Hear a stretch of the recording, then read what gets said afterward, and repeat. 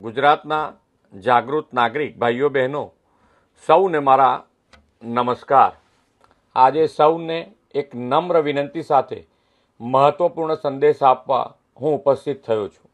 આપણે સૌ જાણીએ છીએ કે તારીખ 26 એપ્રિલે રાજ્યમાં સ્થાનિક સ્વરાજ્યની સંસ્થાઓની ચૂંટણી યોજાઈ રહી છે।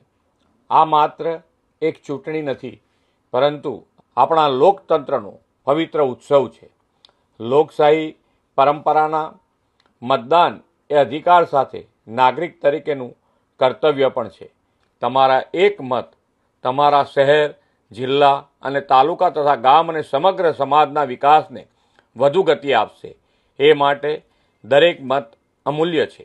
હું રાજ્યના દરેક મતદારોને હાર્દિક અપીલ કરું છું કે 26 એપ્રિલે મતદાન કેન્દ્ર સુધી જરૂર પહોંચો અને મતદાન અવશ્ય કરો।